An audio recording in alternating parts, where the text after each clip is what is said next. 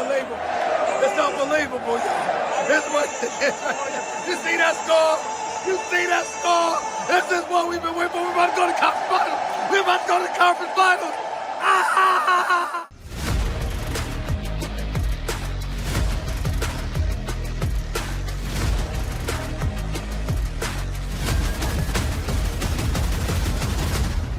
What's up, everybody? Welcome to the latest edition of the Stephen A. Smith Show. Yes, I'm ecstatic. Yes, I'm happy. Yes, I'm off the charts because orange and blue skies, baby. Orange and blue skies. I appreciate the love and support for the show, as always, as we come to you at least 3 times a week over the digital airwaves of YouTube. And, of course, iHeartRadio. Can't thank y'all for the love and support enough. Keep it coming. And I'm going to keep on coming. Got a lot of stuff to get into today, so let's get right into it. We'll get some politics later, some interesting stuff coming up. I got something to say about the Patrick Bet David podcast. I got some stuff on my mind to get into about that as well, along with former President Biden, President Trump, and a whole bunch of stuff going on, all right, that I got to touch on, okay? Plus the NBA players, but not before I get to this story, because we're going to get started in the WNBA with a new season tipped off this weekend with several marquee matchups on the slate. Most fans were excited to see Caitlin Clark and Indiana Fever take on Angel Reese and the Chicago Sky. The game was a blowout as the Fever beat down Chicago 93-58, with Clark's triple-double leading the way. But the biggest headline coming out of the game on Saturday is the investigation the WNBA is conducting into allegations of hateful fan comments directed at Angel Reese. It happened after this play when Clark slapped at the ball after Reese grabbed an offensive rebound and had a clear path to the basket. Reese fell to the court, got back up, and tried to confront Clark, but Fever forward Aaliyah Boston got between the two women. Clark's foul was upgraded to a flagrant 1, and Reese and Boston were assessed technical fouls. Here's a statement from Sky CEO Adam Fox on fans who seemed a bit unruly following the incident. Quote, "We welcome the WNBA's investigation of allegations of fan misconduct during our first game of the season. We will do everything in our power to protect Chicago Sky players, and we encourage the league to continue taking meaningful steps to create a safe environment for all WNBA players," end quote. Joining me now to discuss this is a basketball analyst for ESPN and the MSG Network. She played college basketball for the Georgetown Hoyas. That's Hoya Paranoia for those of you who don't know, by the way. And her jump shot, I must confess, it looks better than mine. It's pretty money right there. It's pretty money right there. Please welcome the one and only Monica McNutt to the show, who I affectionately call M&M. What's going on, girl? How you doing? How's everything? Good, I say. I'm good. I'm good. Yeah, we got to talk. Let's talk. We got to talk, but you know me, I'm a veer left just a little bit. You know, how's the hubby? How's the married life? I know you got married a few months ago and stuff like that. How's the life? It's lots of loving and learning. That's a great answer. That's a damn great answer. I got to give it to you. No doubt about that. Let's get right into it. This whole Angel Reese, Caitlin Clark brouhaha, what do you make of it? From a basketball perspective first. I'll get to the other stuff later. Your thoughts? Basketball, it's a basketball play. I mean, as much as the W has been elevated to all of these platforms, we've all pointed out that it is physical, right? I thought it was adjudicated appropriately by the officials. There's a push to Natasha Howard first.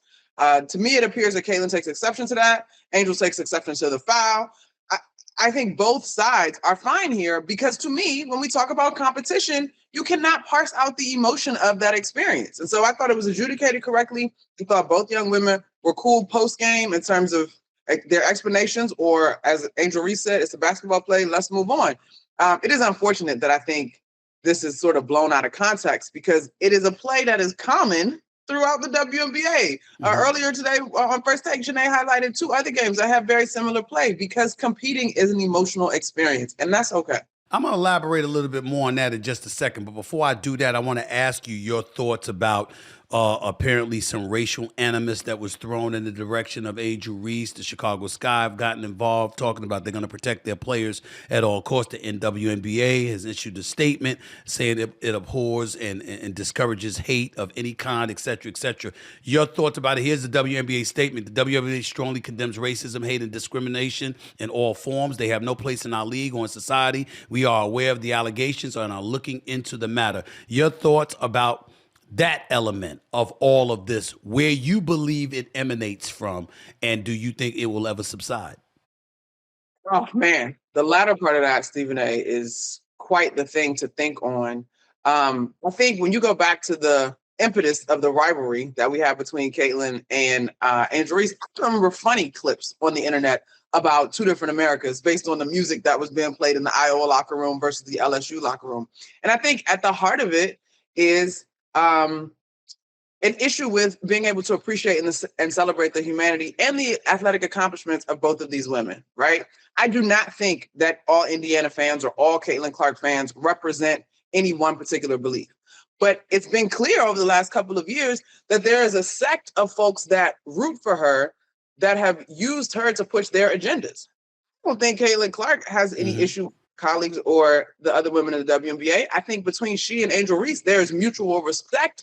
But anytime these conversations hit the mainstream, right, it's easy to see that Caitlin is usually portrayed as the victim and Angel is usually portrayed as the villain. And that is rooted in my observation. Somebody can tell me I'm wrong, but it is rooted in my observation in the racial identity of these women and where they come from. Well, I have something to say to you, Monica McNutt, that I think would be of incredible relief to you. I have no desire to debate you on this platform. On this platform, I am giving you the floor and allowing you to educate me and my audience. I am completely at your mercy in that regard. I'm simply asking the questions, but I'll ask you this in all seriousness. What is your bigger concern when you highlight that Angel Reese, like Caitlin Clark is usually the victim, Angel Reese is usually the villain? Is that your primary concern, or is it this seemingly innate belief that people have that men can conduct themselves any way they want to, but women are supposed to operate under certain lines? I listen to you and Shanae and Andrea talk about these kind of issues constantly, and I really want to know what's the bigger concern in your eyes. You know, as this one has unfolded, Malika and I were on the countdown desk for halftime of this one. And literally as it's unfolded, I'm like, we'll see how this one plays out in the media, right? And I have grappled with two things being true, right? In that women should be allowed to compete in the same way that men are, but also because to me, the sensitivity of the humans that make up the WNBA, they deserve an extra level of protection. And I know that to a degree, you might say, Mon, you can't have it both ways. But I think that's probably why we are at odds in the larger picture, because people don't have room for multiple ideas or even feelings to coexist, right? And so to your point, I think with time, the younger generation appreciates competition. I think women's sports is growing across the board. I think the competition piece will become commonplace and be accepted and celebrated. But to your point, I am struggling with some of the vitriol, with the vitriol that has come to an Angel Reese just to represent a swath of players who have had this experience being on the opposite side of interactions with Caitlin Clark, right? And I don't blame Clark at all. And I am really sort of befuddled at the solution, because on the NBA side, if a player points to a fan in the stands and says that was inappropriate, the NBA, the officials, they move, those folks are usually taken out, right? I'm not sure if the WNBA is there and there still is a learning curve, but I 100% believe, SA, that these women should feel safe to compete and be protected from insanity, right? And I'm not saying you don't get heckled, but there is a line in sports, and to act like that doesn't exist is just ridiculous to me. Well, first of all, I think I want to make sure that we're clear, because I don't think we disagree as much as you have thought in the past or others have thought. I completely am aligned with you in your thinking. I think that where we separate to some degree is that it's understanding it ain't gonna happen the way we like it. Yeah. Like it's unfair and it's wrong. We are aligned in that. But then I veer left from Monica or Shanae or anybody else when I'm saying, ladies, it ain't gonna change. It ain't right. It's not fair, but it's not gonna change. And oh, by the way, there's an advantage to peel from all of this because it contributes to the elevated popularity of the sport. So guess what? Sometimes it might be good not to really mind. I know this is hard. I know this is hard to accept, but sometimes it might not be hard. It might not be bad to accept the role of a pariah to some degree. You know why? Because who's usually listened to? It's usually the pariahs. It's usually when people are polarizing, When people can be in your face, when people make you uncomfortable, that's who an audience gravitates to. And what happens is that if you have positive things for folks to peel from that, to edify themselves, it can end up being advantageous. So let's not get caught up in the wrong, because we know they wrong and we know they ain't gonna change. Let's pay more attention to what we can peel from it. That's where I'm coming from. To that, you say what? I understand that. I have not personally been in a game versus Clark or versus Indiana. I can tell you what my mentions look like every time we have a conversation about it, right?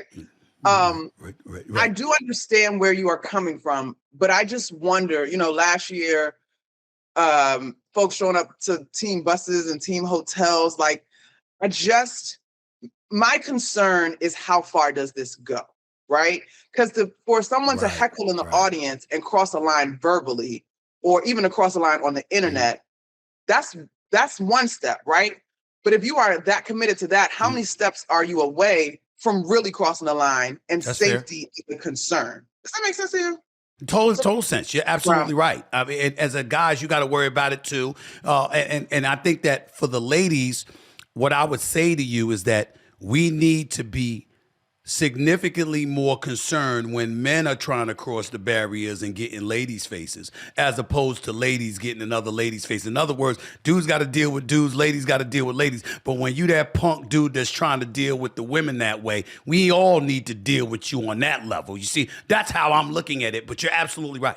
I can't knock you for that. Do you think that the WNBA can end up elevating even more because of the attention this kind of stuff might bring from a competitive fervor standpoint? I say, and again, I am making space for multiple emotions in my experience as the W continues to move into the spotlight. Fair. Yes, but at what cost? Right? Okay. Innately, you want people to come and love the league. If Caitlin becomes your favorite player, amazing. If Angel becomes your favorite player, amazing. If it's Angel Wilson, if it's Nafisa Collar, if it's Brianna Stewart, amazing. I feel that the league, and we've kind of seen this in maybe missteps in conversations last season, the league has a responsibility to all, right? And I don't know how they navigate this idea of a responsibility to all. The statements are great, right? I say this one boggles my mind, because if we can have this conversation and then put a button on it and then get to how great the games were and the top 3 opening weekend experiences or performances, right? That's one thing. But I think, to your point, the people that are loudest about this stuff, the conversation stops there for them. There is no depth in terms of appreciating the league at large. And honestly, like, outside of Caitlin is great. Like I mentioned to you as we started this conversation, she's used for whatever agenda folks have. And so I think for the league to really grow, it's not controversial topics. It's being able to celebrate the beauty of the game. And that includes Caitlin and the Indiana Fever, right? Who are going to have a real chance to contend this year for a title. So I don't know. I don't know. No doubt about that. For good in terms of these kind of conversations being good for the game. Well, I would say to you, though, I think that when it provokes conversation like we had this morning, when the world gets to hear Monica McNutt and it gets to hear Shanae Ogumake elaborate extensively, not just on what the league is, but what it aspires to be, and how we all can serve a role in embracing the good and alienating the insidious nonsense that don't need to be a part of the league, that may be the best hope that the league and all of us from a societal perspective have in order to make things exactly what you think they should be, Eminem. Maybe that's what the answer to this is. And you know what? I will give you credence. But like I said to you, also in our show, we highlighted great performances, right? And so I'm just, right. I guess if we had to go with that being a positive, you hope folks come at it with a willingness to hear. You ultimately may not agree. Yeah. But I think we have to hold space for one another's experiences. You know what I mean? Like, as this thing went through last year, I talked to folks that felt like they were alienated because it almost seemed like to be a Caitlin Clark fan was a bad thing. And that was never what was said. If that is the sentiment of some folks, that's unfortunate. But I do think, again, as much as we want to make sport about sport, and that is beautiful, these women can shoot, dribble, rebound, all of that. We still have to acknowledge the society and the existence of the beings that we're talking about. And that will always find its way into the conversation. Well, I got to give you credit where credit is due. I think part of the solution also is people like myself and other male commentators being a bit more deferential to y'all when it comes to the WNBA, because damn it, y'all know more about it than us. Y'all know more about the experiences than us. You damn sure know more about being a woman than we'll ever know. So therefore, all of those things come into play. Let me get to two last questions before I let you go, and thank you so much for your time. Let's get to the product on the field. Okay, that was a 93-58 beatdown. Is Indiana that good, or the Sky that damn bad? How about that question, Eminem? I think it's somewhere in the middle. I do believe that Indiana legitimately has a chance to be one of the last 4 teams standing. The moves that they made this offseason, Caitlin coming in as a rookie last year, blowing records to smithereens, getting stronger this summer. I think at one point during the game, her arms was a trending topic because you could see her gains in the gym. Indiana's going to have a chance to compete for real. I think I'm going to give about 40% of that performance to opening weekend nerves. Chicago is in a position to rebuild. Tyler Marsh is terrific. He has been a part of the Aces championship as a part of Becky Hammond's staff, but they are figuring it out. They are sort of in a rebuild. Indiana, they made the moves this summer that needed to be made. They went and got a coach in Stephanie White that has been to the WNBA finals in the last 2 seasons. They went and got the league's, I believe she's top 3 on the list. She tied Tina Thompson in terms of all-time scoring and DeWanna Bonner. They added Natasha Howard. They're in it. Indiana is really, really in it. And so, and DeWanna Bonner only had 7 points in that game, I say. Like, she didn't even get cooking yet. So Indiana is really in it. I think the Sky are building. I think they'll be better than what they showed in game 1, but the Sky are in a different position than the Fever are for sure. And the team to beat in the WNBA is whom? Is it the Liberty? Is it the Aces coming back trying to avenge? Who's it? Who is it? I think it's the Liberty. The Liberty, because we talk about big moves this offseason. Natasha Cloud is a big move for the already champions, right? Okay. She won a title in DC with the Mystics. She adds a dimension defensively that I don't know they had outside of Benijah Laney on the wing. And Benijah Laney Hamilton is actually out this season with a knee injury. So yeah, Natasha Cloud is a big difference maker offensively and defensively. I would say, though, don't sleep on the Minnesota Lynx. Cheryl Reeve has a track record every other. She gets to the finals, might lose, but comes back the next year and wins. And they were in the finals last year and lost. And I think Nafisa Collier has a real shot at MVP this year as well. And they got vengeance on their mind because they felt they were robbed last year by the Liberty with some, so I get that part as well. Switching to the NBA before I let you get out of here, Miss Radio Voice, color commentator extraordinaire for MSG with Knicks games or whatever. Our Knicks are in the conference finals. I mean, Liberty ain't the only one that got, they got a championship, but the Knicks got a shot. How much of a shot, Eminem? How much of a shot do you give the Knicks to get to the finals and ultimately to win it? Last question. I'll say I got the Knicks getting out of this series in 7 games. So do I. They've got to stay healthy. They've got to control the pace. And that doesn't necessarily mean that they need to slow it down and be ISO all in the half court. But they need to be deliberate about their opportunities to run and deliberate about their opportunities to execute quickly in the half court.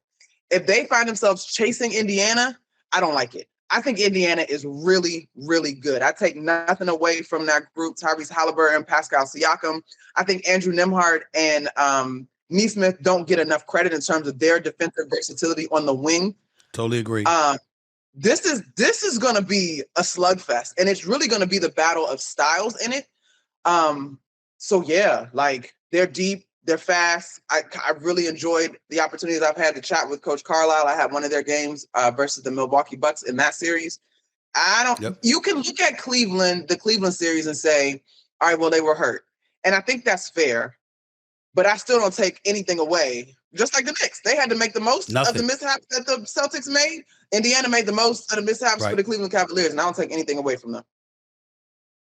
Eminem, I appreciate you so much. Thank you so much. I could just say thank you, but you know me, I'm going to do a little extra. Come on. Thank you so much. Thanks a lot. Take it easy, all right? I'll see you soon. Okay. The one and only Monica McNutt in the house right here on the Stephen A. Smith Show. She's special talent for us. Really, really appreciate her taking time out of her busy schedule. She didn't have to do that, so I really, really am thankful for her. She's a great girl. Great analyst, by the way, doing big things. Proud to call her a colleague.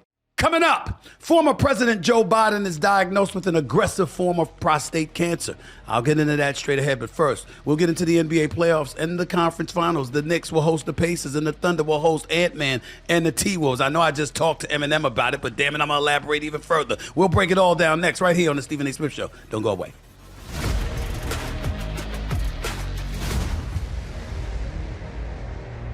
All right, folks, you need to all stop what you're doing and listen up. You know I love this time of year, right? The NBA playoffs are in full effect. And with all this action jumping off, the Stephen A. Smith Show wants to make sure you take advantage of it all. That's why we've partnered with Prize Picks, the best place to win cash while watching sports. The app is easy to use, you know. Just pick more or less on a few player stats and you can win up to 2,000 times your cash on a single lineup. Best of all, Prize Picks will give you $50 when you play your first $5 lineup. Win or lose, you'll get $50 just for playing. Use promo code SAS and download the app now. Again, download the app and use code SAS to get $50 instantly after your first $5 lineup. Prize Picks. Hey, run your game. My New York Knicks are balling. In case y'all missed it. They now face the Indiana Pacers at Madison Square Garden for Game 1 of the Eastern Conference Finals this Wednesday night. So I'll give you my picks, okay, for Game 1. So let's get to it. First up, will Jalen Brunson score more or less than 28.5 points? You know, I think this game it might be less.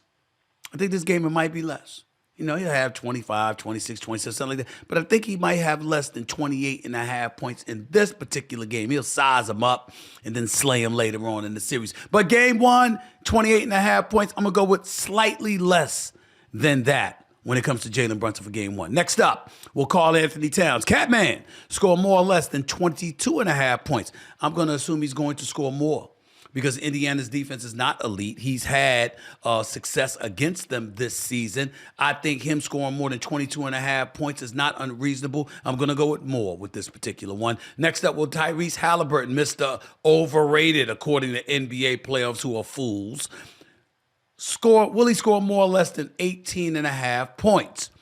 I'm going with less for him with Game 1 as well.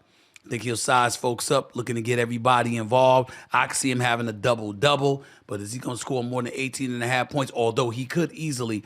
I'm suspecting that won't be the case in Game 1. Rest of the series, that remains to be seen. Finally, will Pascal Siakam score more or less than 18.5 points? Now, I think he's going to get off. I think he's going to look to be aggressive.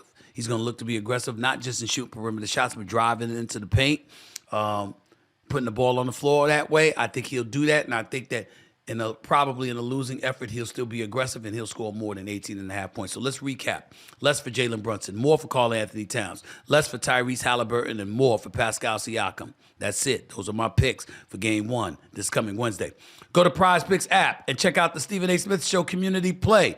It's boosted 25%, y'all, in case you didn't know. Welcome back to Stephen A. Smith Show. Let's get to the NBA playoffs and the conference finals, which tip off tomorrow night with the Thunder hosting the Timberwolves. But we're not going to begin there, by the way. No, we're going to start the Eastern Conference, where my New York Knicks will host the Indiana Pacers. The Knicks have made the Eastern Conference Finals for the first time in 25 years, and I'm here for it all. Here's the deal, y'all. I'll elaborate more on this Wednesday leading into Game 1, but I couldn't be more ecstatic than I have been. Orange and blue skies, baby. I'm just getting emotional. Hold on, I'm just getting emotional. I waited a long time for this. Long time. And here's what I want to say. You know, you got a lot of people out there, man, you know, you can't be rooting for them. Man. Y'all kiss my ass. I root for whoever I want to root for.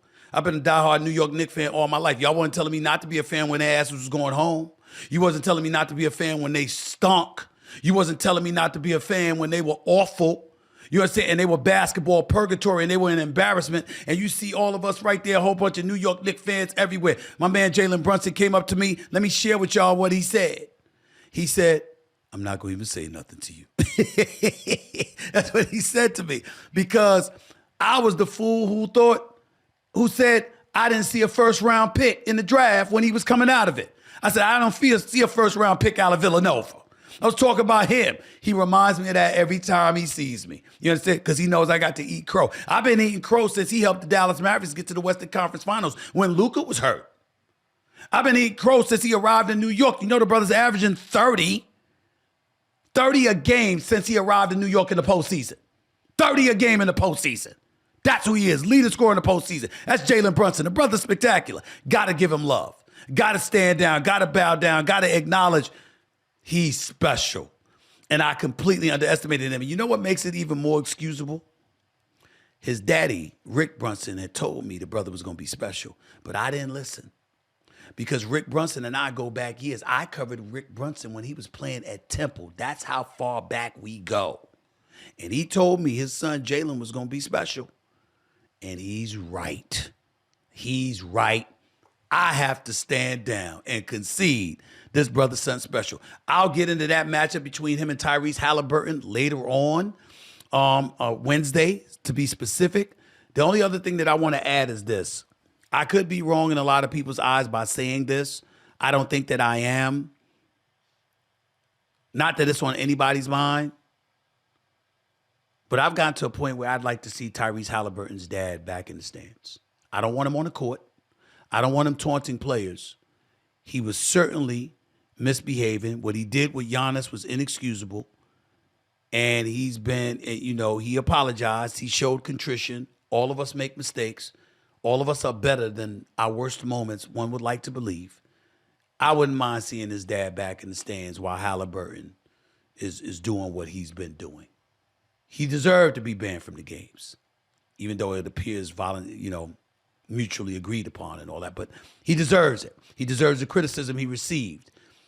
What he doesn't deserve is a lifetime conviction, which I know he's not getting. But I don't think he deserves even this entire playoff exclusion, because you don't know whether his son's going to be back or not. So I'm just saying that. All of us, he was wrong, but that doesn't deprive us of having a heart and saying, okay, let the man come see his son. Let me transition to the Western Conference. I'll talk about the Knicks and Pacers again. Game 1 is Wednesday, so I'll be back on the air before the game. But I want to transition to the Western Conference. As mentioned, Oklahoma City Thunder, led by presumptive MVP Shai Gilgeous-Alexander, will host the Minnesota Timberwolves, led by Anthony Edwards. This is a pick'em series to me. If Minnesota is hitting perimeter shots, Minnesota should win this series. I just find it hard to believe they're going to be able to do that consistently, considering how elite Oklahoma City's defense is. Did you see that defense Alex Caruso was playing on Jokic on Sunday afternoon? Did you see Shai Gilgeous-Alexander defending against Aaron Gordon? Did you see Lou Dort defending against everybody? Did you see Hartenstein and Chet Holmgren doing their thing? Oklahoma City's got a bunch of piranhas on defense. Naz Reid is touch and go. Sometimes he's giving you perimeter shots, sometimes he's not. Jaden McDaniels, sometimes he's giving you perimeter shots, sometimes he's not. Rudy Gobert, listen, I think it's safe to say he ain't gonna look like he did against the Lakers going up against Oklahoma City. Which means, in all likelihood, it probably comes down to Ant-Man versus Shai Gilgeous-Alexander. It comes down to an ability to close. I'm not ignoring Jalen Williams. That brother showed up in Game 7. 3 previous games, he was awful, but he played like I know he can play in Game 7. In Game 7. And I believe that man, if he shows up, Oklahoma City goes to the finals. If he struggles and Ant-Man rises to the occasion, which he can, Minnesota's going to win the series. My hope is Minnesota in 7, because I want them against the New York Knicks. This is a pick'em series. I'm leaning towards Minnesota in 7. By the way, before I go to break, last quick comment. A lot of people think I've been hard on Sam Presti, head of basketball operations for the Oklahoma City Thunder, who's been there since 2007, who's been running the operations for 17 plus years and has never won an NBA championship. I'm not backtracking 1 inch from what I have said about that man. You know why? Because people are ignoring what I've truly said. I know he's great. I know he's unfireable. I know that he has shown extreme loyalty to the Oklahoma City Thunder organization when he's had ample opportunities to leave and has never chosen to do so. I know that this man is an elite executive. He has my profound respect. I'm just saying, from a big picture perspective, anybody else who's acquired the level of talent that he has acquired through the draft, through free agency, through development over the years, from KD and Russell Westbrook and James Harden to Serge Ibaka, Reggie Jackson, Paul George, Victor Oladipo, Carmelo Anthony. I mean, the man has had everybody. Anybody else would have been asked, where's the chip? That's all I'm saying about Sam Presti. I'm not saying he should be fired. I'm not saying he shouldn't be the reigning executive of the year. I'm not saying he's not wonderful at his job. I'm saying, where's the damn chip? That's all I'm saying. And I stand by that. Where's the chip? Always be closing. Glenn Gary, Glenn Ross, Alec Baldwin, always be closing. I need Sam Presti to close and for once walk away with an NBA championship, not an appearance. That's all I'm saying. That's all I'm saying. Coming up, Donald Trump says he plans to call for an investigation into the high-profile endorsements of Kamala Harris during the 2024 election. I'll tell you why he's doing that. Plus, former President Joe Biden is diagnosed with an aggressive form of prostate cancer. We'll touch on that too. And of course, I'll make sure to touch on Patrick Bet-David and his podcasting crew. They had a lot of things to say about your boy. I'm not going to be quiet in my response. More of the Stephen A. Smith Show coming your way in a minute.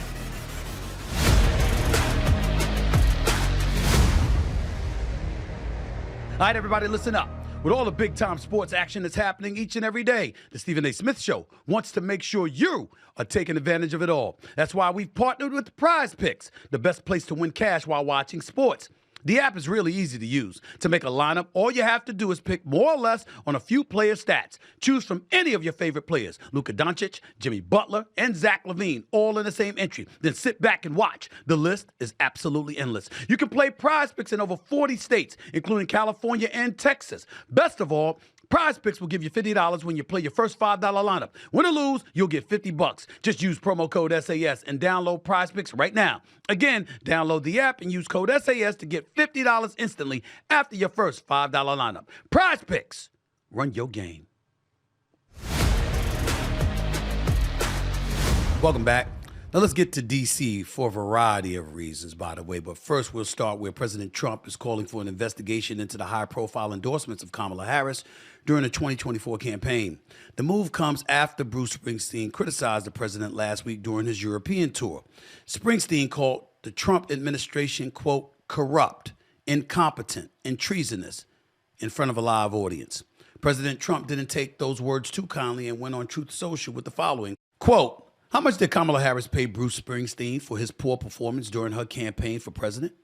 Why did he accept that money if he is such a fan of hers? Isn't that a major and illegal campaign contribution? What about Beyonce? And how much went to Oprah and Bono? I'm going to call for a major investigation into this matter. Candidates aren't allowed to pay for endorsements, which is what Kamala did under the guise of paying for entertainment. In addition, this was a very expensive and desperate effort to artificially build up sparse crowds. It's not legal. For these unpatriotic entertainers, this was just a corrupt and unlawful way to capitalize on a broken system. Thank you for your attention to this matter, end quote. The post from Trump revives previous accusations that the Harris campaign paid Oprah Winfrey and others for campaign appearances and endorsements of the Democratic nominee. Here's the deal. Couple of things to point out. First of all, I want to say this. I think calling for an investigation is a bit extreme just because somebody says something negatively about you, Mr. President.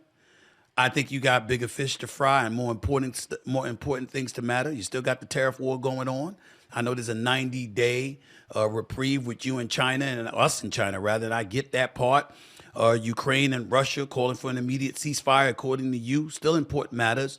The Israeli-Hamas conflict, what's happening to folks the Palestinian women and children and stuff like that, and you having to resolve that issue with Israel and Hamas, Iran being involved, Hamas seen as a proxy to Iran. We get all that. There's a lot of stuff to deal with, man.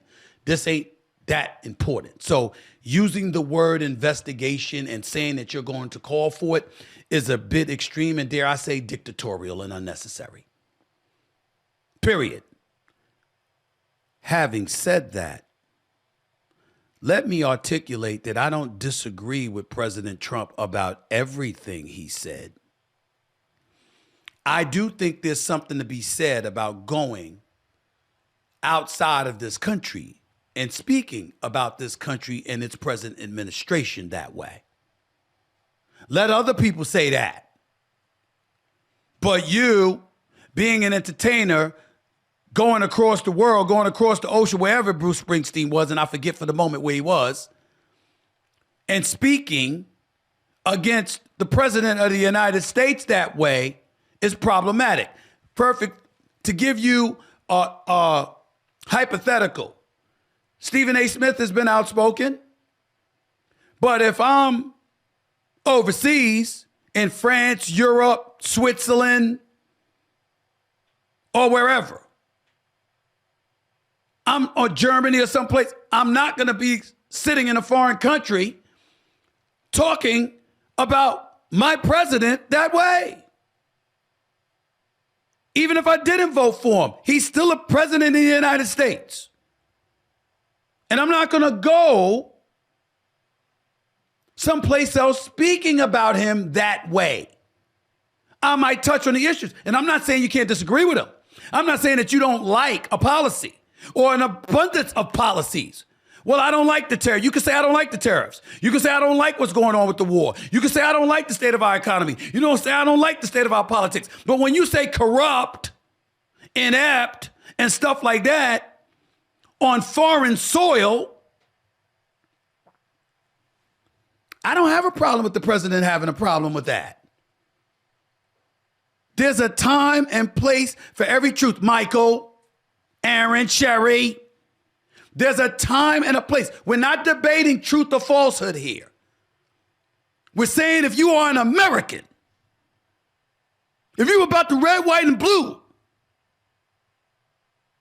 there's certain places you don't go and speak that way. There's a time and place for everything. Bruce Springsteen knows that better than anybody. Every truth ain't meant to be told at every single time. There's certain things you don't do. As it pertains to Kamala Harris and the Democratic Party paying folks to endorse them, this is not the first time those stories have been broached. Remember Oprah's production company and what it purportedly received? Remember, even though there's no evidence that Beyonce was paid a dime, remember what they were saying about her in terms of the connection and how the Harris campaign was able to convince her to endorse her publicly. We've seen a bevy of folks in Hollywood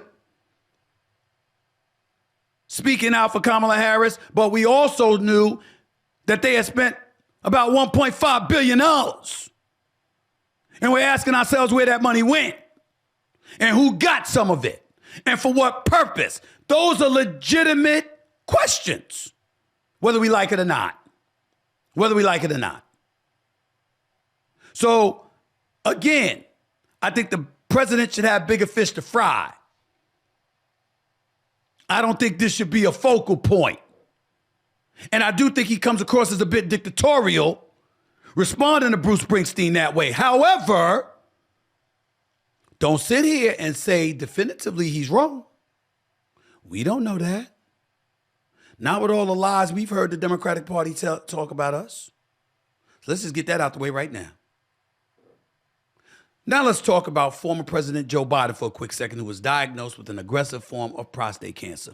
The news came from his personal office on Sunday, and the cancer has spread to his bones. Here's a portion of the statement from Biden's office. Quote, last week, President Joe Biden was seen for a new finding of a prostate nodule after experiencing increasing urinary symptoms. On Friday, he was diagnosed with prostate cancer. characterized by a Gleason score of 9 with metastasis to the bone. While this represents a more aggressive form of the disease, the cancer appears to be hormone sensitive, which allows for effective management, end quote. And here's a photo and statement from Biden himself that he posted this morning on X. It says, quote, "Cancer touches us all. Like so many of you, Jill and I have learned that we are strongest in the broken places. Thank you for lifting us up with love and support," end quote.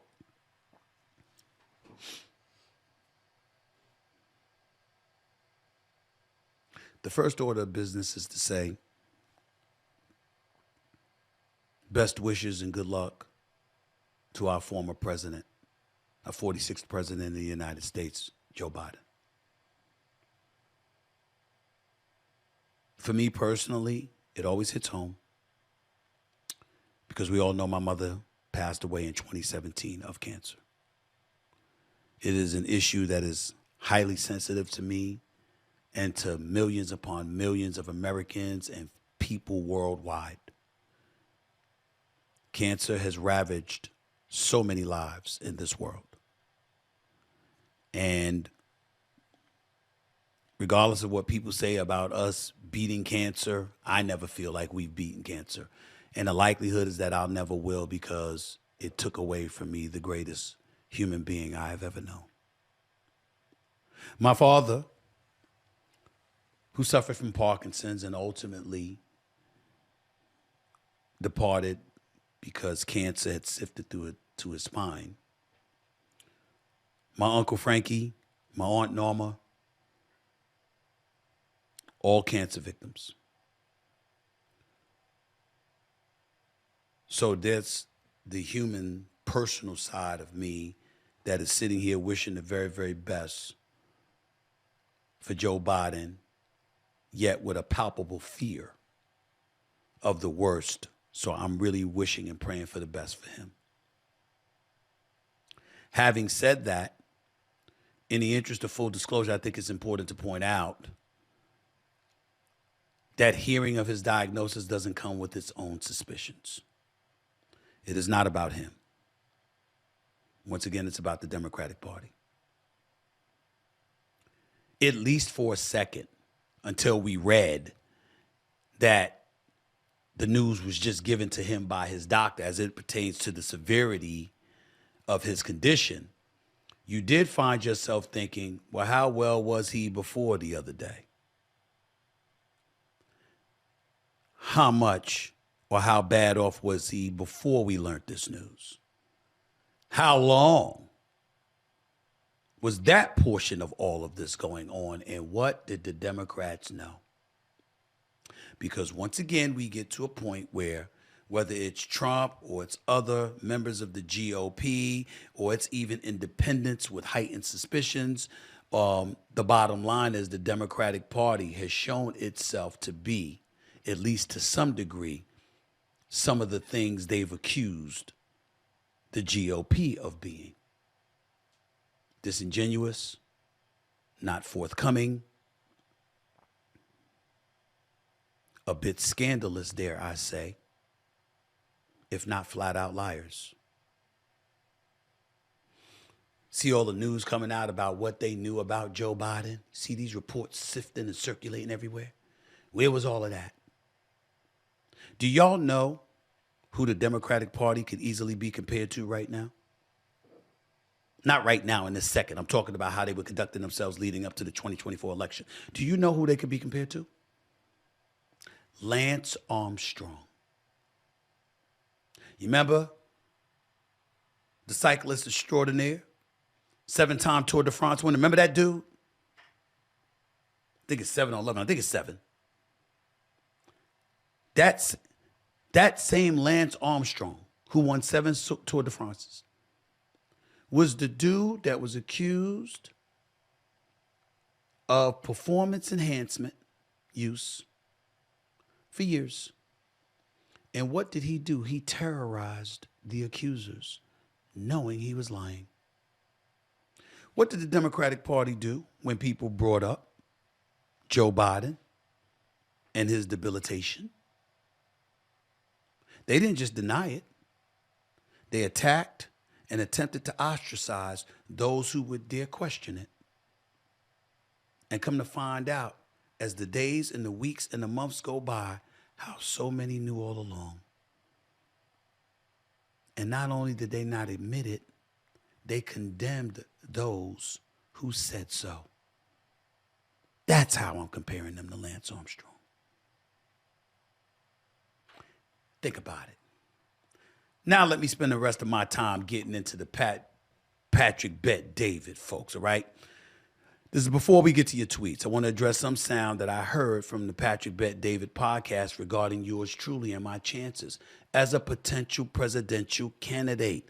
Listen to this, please. I like Stephen A. I like the sports talk, and you know, he's a great freaking. He's the best in the game. You're not with it. You're not.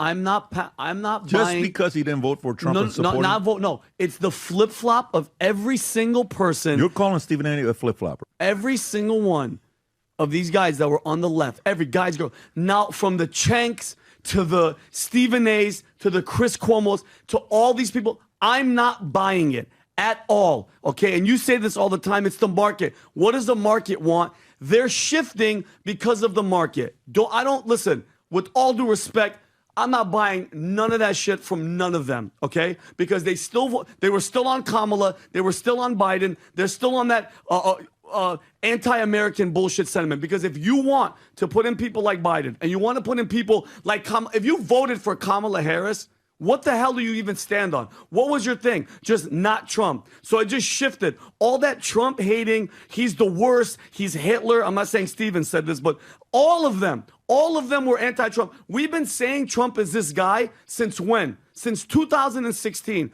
We've had this guy's back. And it's not just blind loyalty, Tom. It wasn't that. It was the proof in the pudding. He came in with Russia collusion. Obama and all these guys freaking spying on him. He had all this shit. He had COVID. He had all this stuff, a Russian asset, all that bullshit Putin talk, all right? And then now he's back. Everybody voted for him, and they're all changing their tune because they have to. Oh, Lord. Vetting, respectfully, specifically on this particular topic, I don't give a shit what you give a shit about. I'm going to say it twice so we know that I wasn't stuttering. I don't give a shit what you give a shit about as it pertains to this particular subject. Because the one here that is at least somewhat wrong, but clearly devoid of empathy or compassion or understanding is you.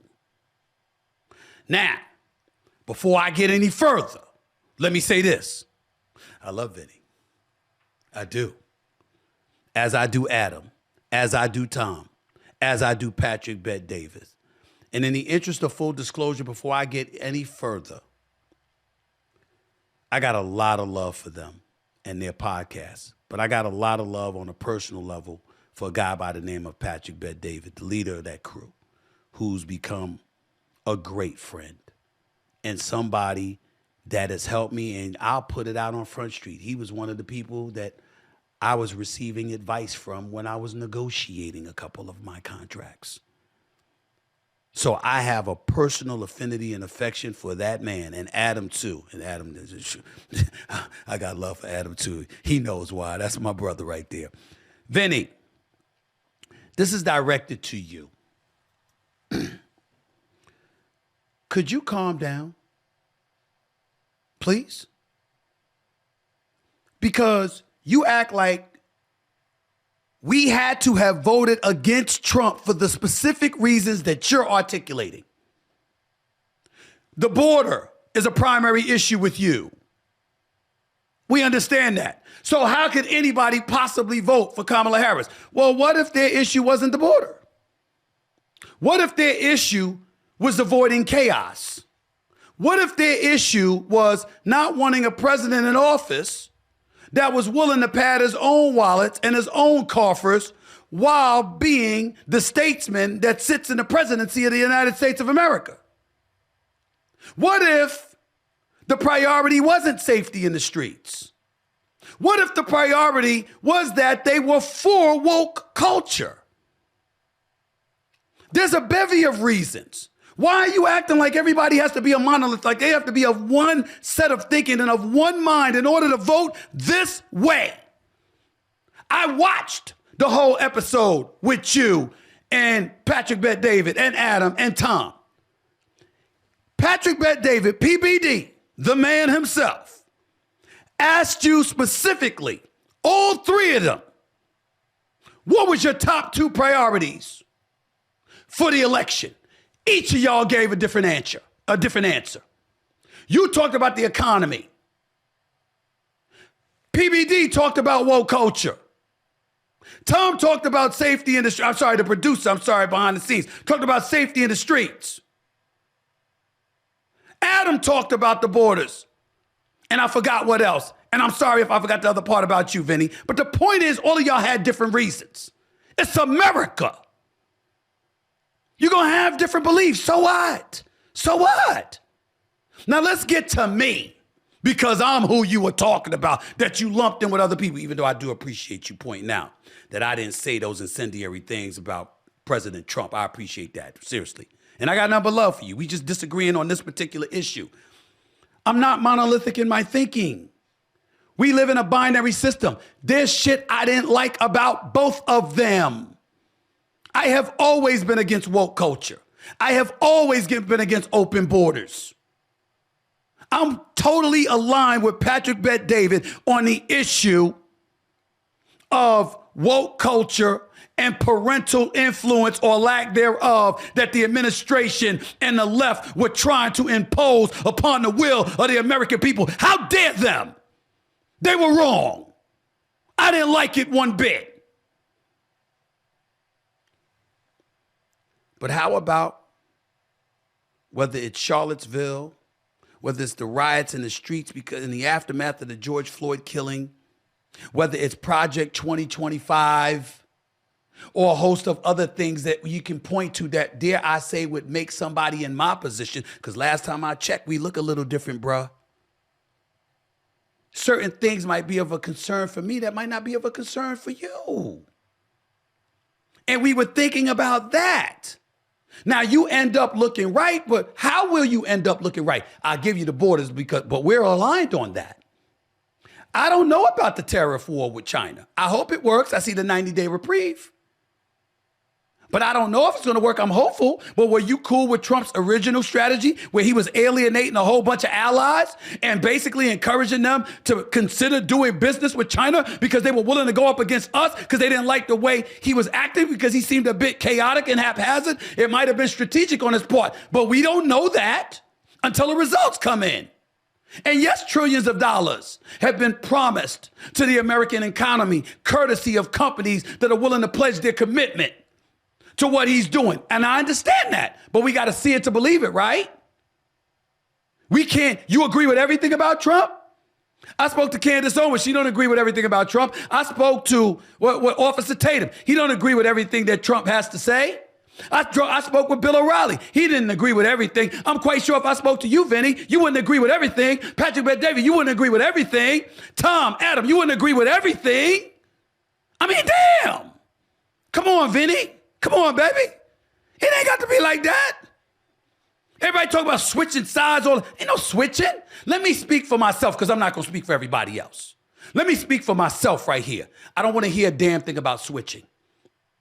I've been an independent my entire adult life. Okay? I've said if it wasn't Trump, if it was a Nikki Haley or somebody, I would have voted for them over Kamala Harris. I would have voted for them over Biden.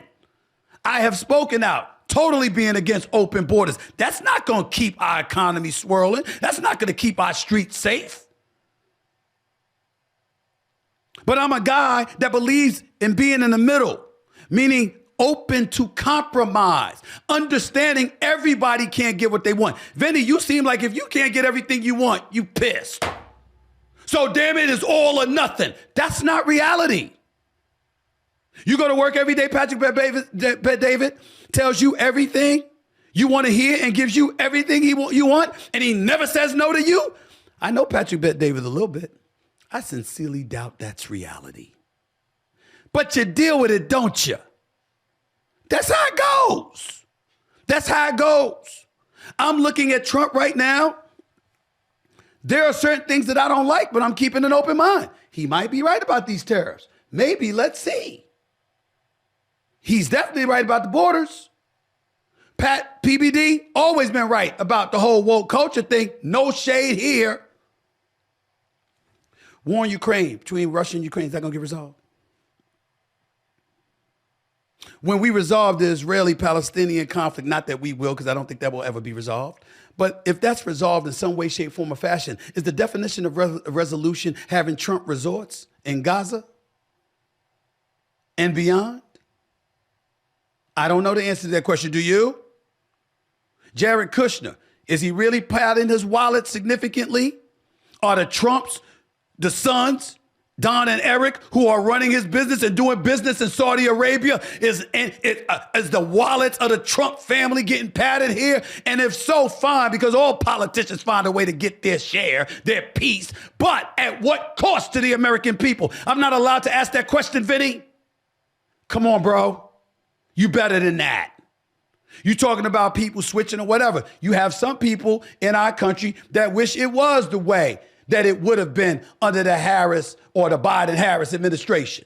Some people didn't mind open borders. Some people didn't mind woke culture. Some people thought, hey, they said our economy was the envy of the world. What is he messing with it for? They ain't paying attention to a $37 trillion deficit.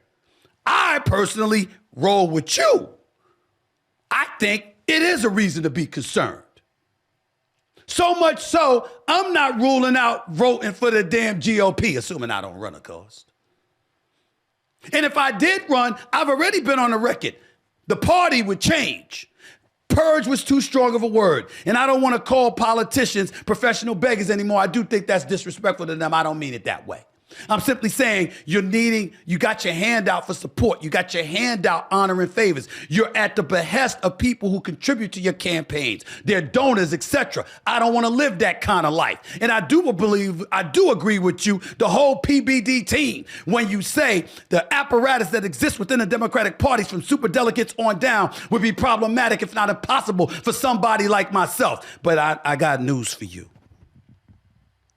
I've been known to pull off the impossible. I have no desire to be a politician. I don't want to be a part of that world.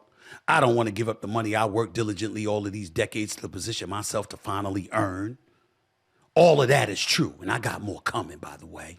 I'm just getting started. The flip side to that, however, is this. I don't like people telling me what I can't do. I'm a black, poor kid from the streets of New York City who got left back in the 4th grade because of a 1st grade reading level, who had dyslexia, who a guidance counselor once laughed at just because I told her I wanted to go to college. And I graduated with honors and became a journalist. And I'm one of the top pundits in the world who's getting paid handsomely for it, by the way, on a level I never dreamed or fantasized about in my life. And as an aside, I'm a New York Times best-selling author who wrote every single syllable of my own book. Who would have thought that? So I'm of the mindset, anything I put my mind to, I could pull off anything if I want it bad enough. But you know the number one reason that I'm confident in myself, Vinny, and I'm not speaking derogatorily towards you, my brother. I'm speaking with love because I do like you. I love your whole crew. But I'm speaking to you directly. Don't look at the book by its cover. So what? I didn't vote for Trump. It doesn't mean I ignored the good he could potentially do. I just had questions as to whether or not I believed he would do it, or would he be on a revenge tour. engaging in a kind of behavior that distracts him from doing the best job he could possibly do. I had questions about that. I was willing to vote for Kamala Harris because I believed there was a better chance of her working across the aisle if we ensured that the Republicans had the House and the Senate, because she would have to deal with them and work with them in order to get things done. And somehow, some way, we'd have a better shot at getting to the center. So now Trump has an opportunity to show me that he ain't going to lean far right, that he's going to be somewhat of a centrist, just the way he was as a businessman when he was being a donor to a whole bunch of Democrats and rife with Democratic ideology sifting through his blood. We don't have to go to how liberal he was in certain ways.